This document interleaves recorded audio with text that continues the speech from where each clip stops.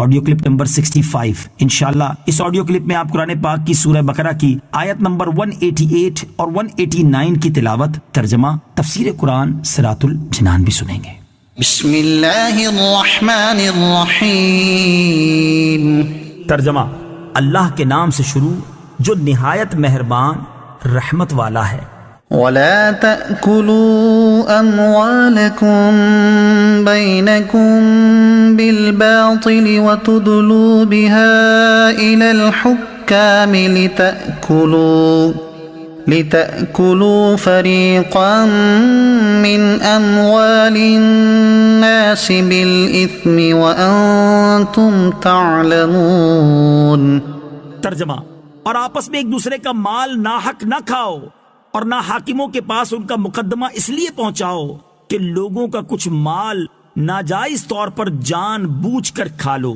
وَلَا تَأْكُلُوا أَمْوَالَكُمْ بَيْنَكُمْ بِالْبَاطِلِ، اور آپس میں ایک دوسرے کا مال ناحق نہ کھاؤ۔ تفسیر صراط الجنان میں ہے، اس آیت میں باطل طور پر کسی کا مال کھانا حرام فرمایا گیا، خواہ وہ لوٹ کر ہو یا چھین کر، چوری سے یا جوئے سے، یا حرام تباشوں یا حرام کاموں یا حرام چیزوں کے بدلے یا رشوت یا جھوٹی گواہی سے، یہ سب ممنوع و حرام ہے۔ مسئلہ اس سے معلوم ہوا کہ ناجائز فائدے کے لیے کسی پر مقدمہ بنانا اور اس کو حکام تک لے جانا ناجائز و حرام ہے۔ اسی طرح اپنے فائدے کی غرض سے دوسرے کو ضرر پہنچانے کے لیے حکام پر اثر ڈالنا، رشوتیں دینا حرام ہے۔ حکام تک رسائی رکھنے والے لوگ اس آیت کے حکم کو پیش نظر رکھیں۔ حضرت ابوبکر صدیق رضی اللہ تعالیٰ عنہ سے روایت ہے کہ نبی کریم صلی اللہ تعالی علیہ وآلہ وسلم نے ارشاد فرمایا، وہ شخص ملعون ہے جو اپنے مسلمان بھائی کو نقصان پہنچائے یا اس کے ساتھ دھوکہ کرے۔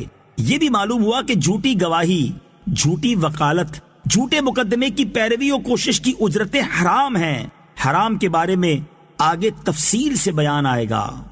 يسألونك عن الأهلة قل هي مواقيت للناس والحج وليس البر بأن تأتوا البيوت من ظهورها ولكن البر من اتقى وأتوا البيوت من أبوابها واتقوا اللہ لعلکم تفلحون۔ ترجمہ، تم سے نئے چاند کے بارے میں سوال کرتے ہیں، تم فرما دو یہ لوگوں اور حج کے لیے وقت کی علامتیں ہیں، اور یہ کوئی نیکی نہیں کہ تم گھروں میں پچھلی دیوار توڑ کر آؤ۔ ہاں، اصل نیک تو پرہیزگار ہوتا ہے، اور گھروں میں ان کے دروازوں سے آؤ اور اللہ سے ڈرتے رہو اس امید پر کہ تم فلاح پاؤ۔ یسألونک عن الأہلة، تم سے نئے چاند کے بارے میں سوال کرتے ہیں۔ تفسیر صراط الجنان میں ہے، شان نزول یہ ہے کہ یہ آیت حضرت معاذ بن جبل رضی اللہ تعالی عنہ اور ایک دوسرے صحابی رضی اللہ تعالی عنہ کے جواب میں نازل ہوئی۔ ان دونوں نے نبی پاک علیہ الصلوۃ والسلام سے چاند کے گھٹنے بڑھنے کے متعلق سوال کیا۔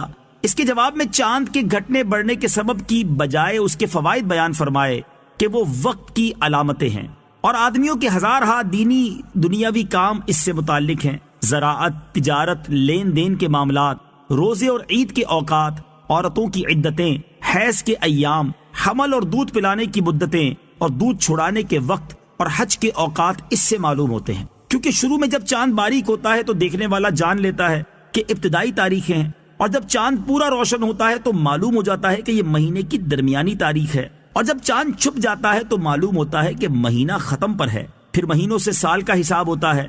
یہ وہ قدرتی جنتری ہے جو آسمان کے صفحے پر ہمیشہ کھلی رہتی ہے، اور ہر ملک اور ہر زبان کے لوگ پڑھے بھی اور بے پڑھے بھی سب اس سے اپنا حساب معلوم کر لیتے ہیں۔